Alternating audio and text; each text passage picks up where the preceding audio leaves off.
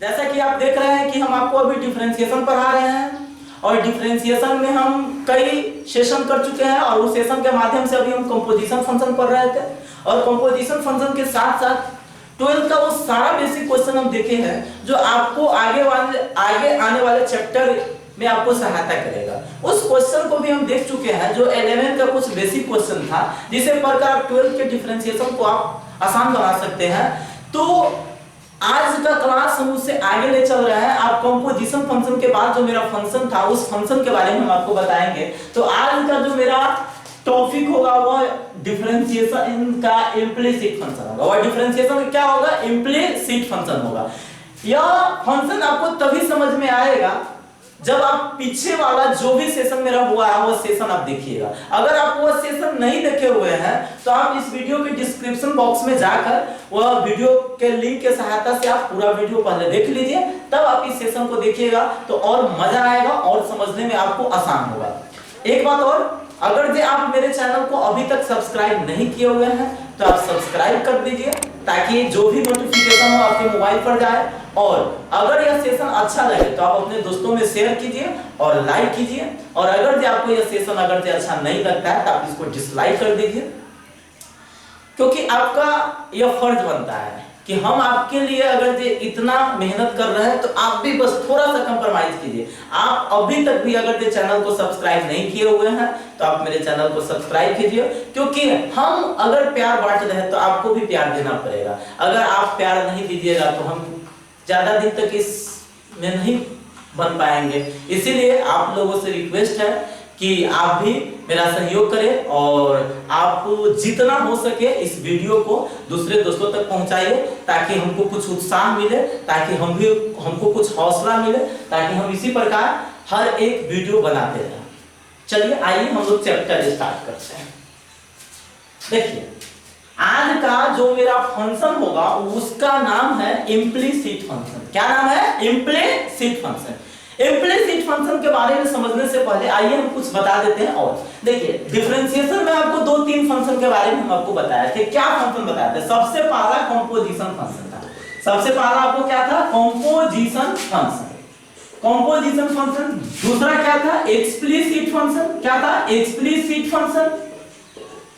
और तीसरा जो आपका था तीसरा क्या है? Implicit function. क्या था? Implicit function. Implicit function. तो आप सोच रहे होंगे कि सर तो अभी कंपोजिशन फंक्शन ही आप बताए हैं और सीधा आप इम्प्लिसिट फंक्शन बता रहे हैं, इसका मतलब आप एक्सप्लिसिट फंक्शन नहीं बताए। नहीं, आपको हम एक्सप्लिसिट फंक्शन भी बता चुके हैं। तो सिर्फ आपको यह समझना है कि एक्सप्लिसिट फंक्शन होता क्या है।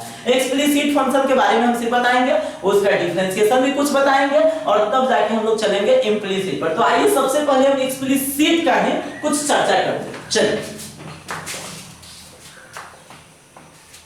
देखिए, हम आपको एक्सप्लिसिट फंक्शन के बारे में बता रहे हैं। किसके बारे में? एक्सप्लिसिट फंक्शन के। देखिए, एक्सप्लिसिट फंक्शन क्या होता है जो समझिए। एक्सप्लिसिट फंक्शन, एक्सप्लिसिट फंक्शन और दूसरा जो होता है वह इम्प्लिसिट फंक्शन होता है। इम्प्लिसिट फंक्शन, यह दोनों फंक्शन एक दूसरे से जुड़ा हुआ है। यह दोनों फंक्शन एक दूसरे का उल्टा है। अब समझिए, ध्यान दीजिएगा।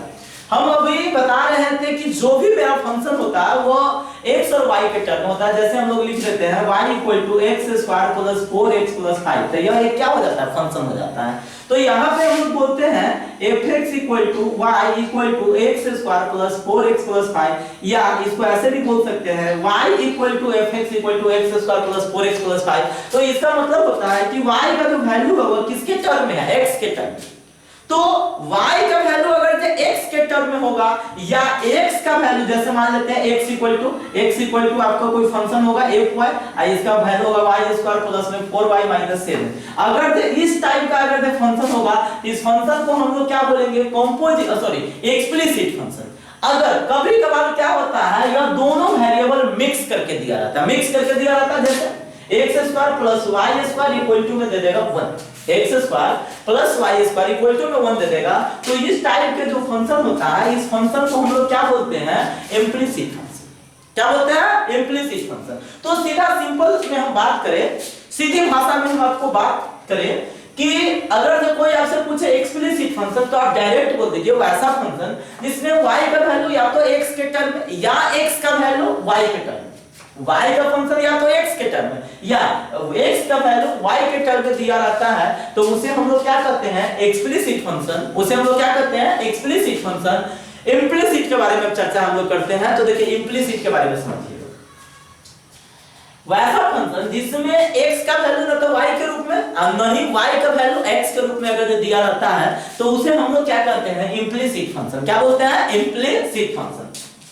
देखिए सीधी भाषा में हमको बात करना है कि जिसमें y का वैल्यू x के टर्म में दिया हो। अभी हम यहाँ पे y का ही वैल्यू की बात करेंगे क्योंकि अभी जो भी फंक्शन होगा वो y का ही मान x के टर्म में दिया रहता है, x का मान y के टर्म में यहाँ पे देखने को नहीं मिलेगा।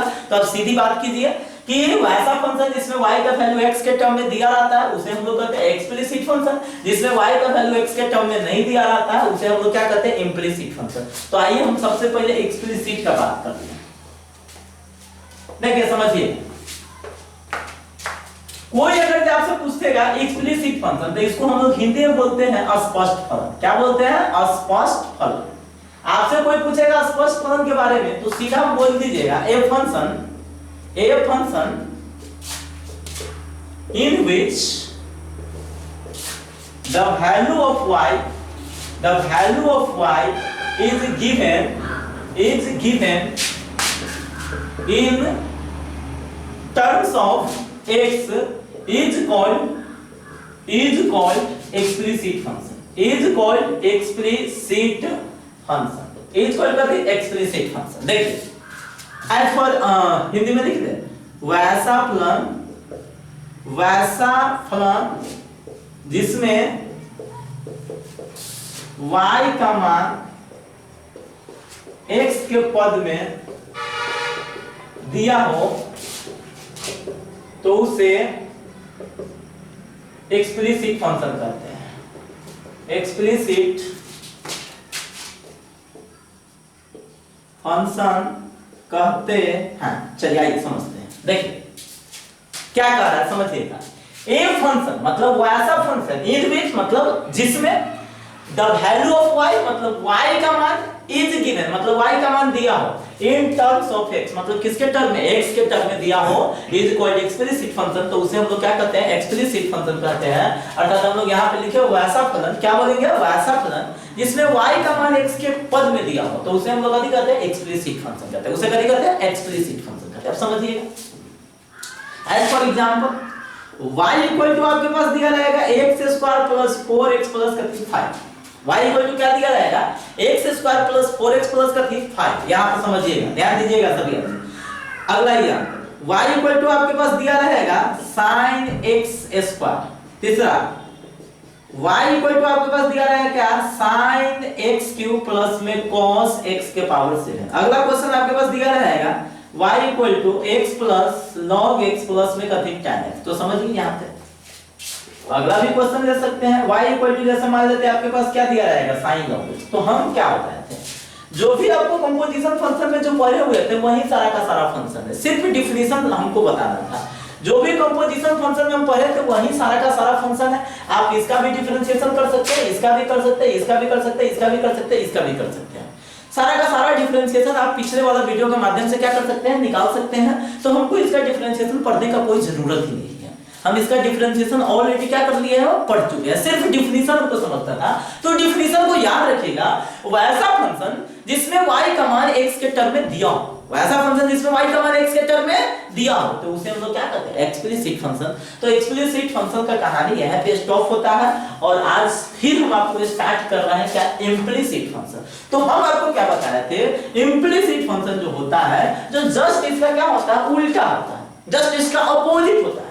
अब देखिए समझिए हम बताने जा रहे हैं किसके बारे में इम्प्लिसिट फंक्शन के बारे में।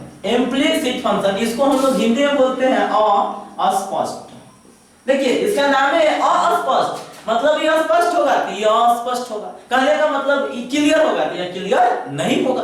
तो अस्पष्ट फलन इसका नाम रख दिया गया है तो सीधा इसका जस्ट उल्टा हो जाएगा। हम इसी में जस्ट उल्टा देखिए a function in which the value of y is given in terms of x था तो यहां पे हम लोग लिख देंगे इज नॉट गिवन। क्या लिख दीजिएगा, is not given in terms of x is called, क्या हो जाएगा आपके पास अब इम्प्लीसिट फंक्शन। क्या हो जाएगा आपके पास इम्प्लीसिट फंक्शन। वैसा फंक्शन जिसमें y का मान x के पद में नहीं दिया हो, क्या किया हो, नहीं दिया हो, तो उसे हम लोग क्या कहते हैं एक्सप्लिसिट फंक्शन। अब एक्सप्लिसिट फंक्शन का आप एग्जांपल समझिए, एक्सप्लिसिट फंक्शन का आप एग्जांपल समझिए। देखिए एग्जांपल, पहला example number first, x square plus y square equal to में कितना 5। अब कुछ स्टूडेंट यहां पे कंफ्यूज हो जाते हैं। कंफ्यूज क्या हो जाते हैं कि सर यहां पे तो y का मान x के टर्म में तो खैर नहीं दिया है, ये बात सही है, लेकिन चाहे तो क्या निकाल नहीं सकते हैं, बिल्कुल निकाल सकते हैं। देखिए हम यहाँ पे y स्क्वायर को रोकेंगे, उसको उधर ले जाएंगे, तब 5 माइनस क्या हो जाएगा x स्क्वायर। यहाँ पे हम y इक्वल टू लिख सकते हैं root under 5 minus x square. तो इसको अब चाहिएगा तो कंपोजिशन बना के भी डिफरेंशिएशन को क्या कर सकते हैं, निकाल सकते हैं, लेकिन आपको इतना करने का जरूरत नहीं है। आप सिर्फ पहचान समझ लीजिए, सिर्फ आपको पहचान समझना है। पहचान समझना है कि जिसमें भी आपको y का मान अगर x के टर्म में नहीं दिया हो तो वो आपको इम्प्लीसिट फंक्शन हो जाएगा। क्या हो जाएगा, इम्प्लीसिट। यहाँ पे देख रहे हैं y का वैल्यू x के टर्म में नहीं दिया होगा। अब देखिए दूसरा एग्जांपल, x स्क्वायर या 4x प्लस में 5y माइनस में 7 बराबर 0, या क्या हो जाएगा आपके पास इम्प्लीसिट फंक्शन। तीसरा एग्जांपल आप देख लीजिए, x square plus y square equal to में कितना sin xy। अब समझिएगा, अब बिल्कुल समझिए। यहाँ पे आप कोई भी तरीका अपना के आप इसमें से y का वैल्यू नहीं निकाल सकते, और जब y का वैल्यू आप नहीं निकाल सकते हैं तो इस टाइप को तो हम प्योर कहेंगे कि भाई यह कौन फंक्शन है, इम्प्लीसिट फंक्शन है। इसको आप किसी भी तरीका से चाहिएगा कि y का वैल्यू निकाल दे तो ऐसा पॉसिबल नहीं होगा। चलिए चौथा हम लोग एग्जांपल देखते हैं इसी तरह से। जैसे मान लेते हैं आपसे कोई कह देगा xy प्लस में कितना कह देगा log x square y square, या चलिए log x square by y square plus में xy प्लस में sin y स्क्वायर बराबर में 0। अगर इस टाइप का अगर जब फंक्शन होगा तो ये कौन में आ जाएगा, इम्प्लीसिट फंक्शन में आ जाएगा। तो आज हमको इसी फंक्शन के डिफरेंशिएशन के बारे में पढ़ना है कि इस फंक्शन का डिफरेंशिएशन हम कैसे निकालेंगे। तो जिस तरह से कंपोजिशन फंक्शन का चेन रूल होता है उसी तरह से आपको इम्प्लीसिट फंक्शन का भी कुछ रूल होता है, उस रूल को बताना है। तो देखिए चेन रूल एक ऐसा रूल है जो किसी भी डिफरेंशिएशन को अपना कुछ न कुछ रूप लेगा।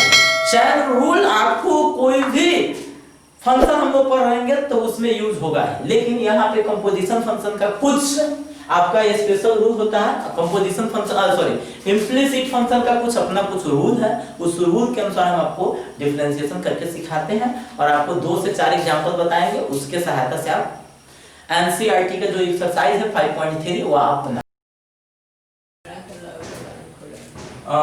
हम लोग क्या अभी पढ़े हुए थे, इम्प्लीसिट फंक्शन के डिफरेंशिएशन के बारे में पढ़ेंगे। लिखेंगे differentiation of implicit function,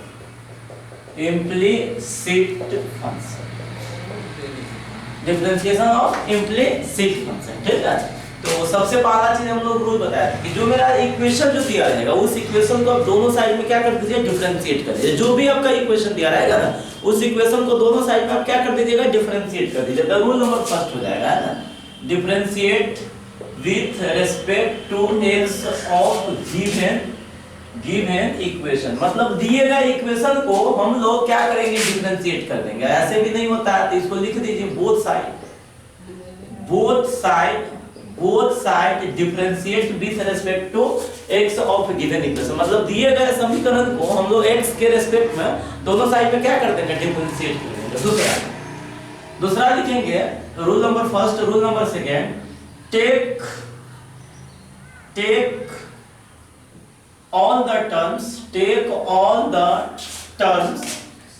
terms containing dy बटा dx on one side and remaining terms on other side, on other side, पहले इसको समझ लीजिए, है ना, अदर साइड। देखिए इसका मतलब तो हम लोग समझ गए कि समीकरण के दिए गए समीकरण के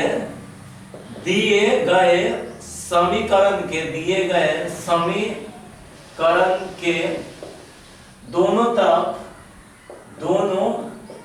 तरफ डिफरेंशिएट करें, दोनों तरफ x का रिस्पेक्ट डिफरेंशिएट करें। इसका मतलब हो गया dy बटा dx वाला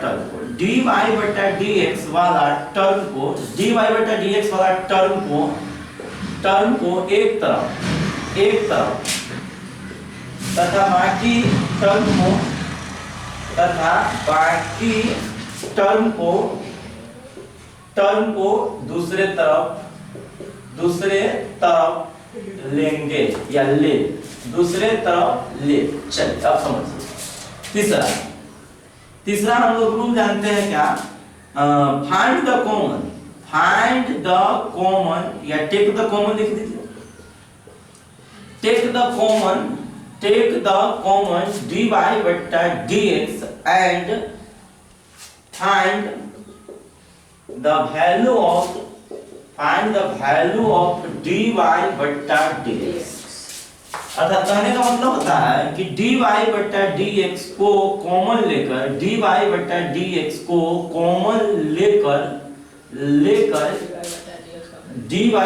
dx का मान निकाल दे, dy बटा dx का मान निकाल दे।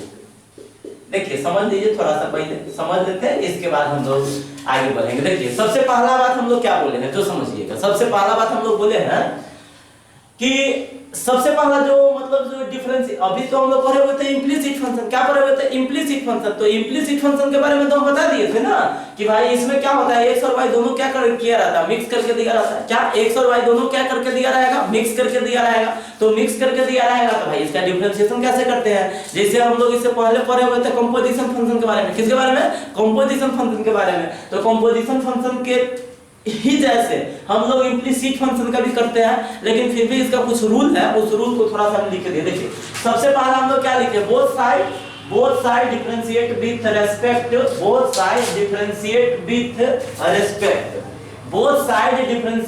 Respect to x of given equation, मतलब दिए गए समीकरण के दोनों तरफ डिफरेंशिएट करें। फिर क्या दिया था, take all the terms containing dy बटा मतलब dx, मतलब कहने का मतलब होता है कि जो भी टर्म में dy बटा dx कंटेन करता होगा, जिस टर्म में भी dy बटा dx होगा, है ना, ऑन वन साइड, तो उसको हम कौन साइड लेंगे, एक साइड लेंगे, मतलब एक साइड रखेंगे, and remaining terms on other side. और जो टर्म बच जाएगा, जो dy बटा dx के अलावा बच जाएगा, उस सारा टर्म को हम लोग दूसरे तरफ ले जाएंगे। तो वही बात हम लोग लिख दिए, dy बटा dx वाला टर्म को एक तरफ तथा बाकी टर्म को दूसरी तरफ ले, है ना, मतलब दूसरे तरफ ले लेंगे। लास्ट में क्या लिखे हैं, टेक द कॉमन dy बटा dx, तब हम लोग dy बटा dx को क्या करेंगे, कॉमन लेंगे, and find the value of dy बटा dx, और तब हम लोग क्या करेंगे, dy बटा dx से क्या करेंगे, वैल्यू निकालेंगे। कोई प्रॉब्लम? अब चलिए समझिएगा। यहाँ के बाद हम लोग अगला वीडियो में हम लोग इसी से रिलेटेड कुछ एग्जांपल देखेंगे, समझ जाए, इसी से रिलेटेड हम कुछ एग्जांपल देखेंगे, ताकि आपका इम्प्लिसिट फंक्शन क्या हो जाएगा, क्लियर हो जाएगा, समझ जाए। वीडियो देखने के लिए धन्यवाद।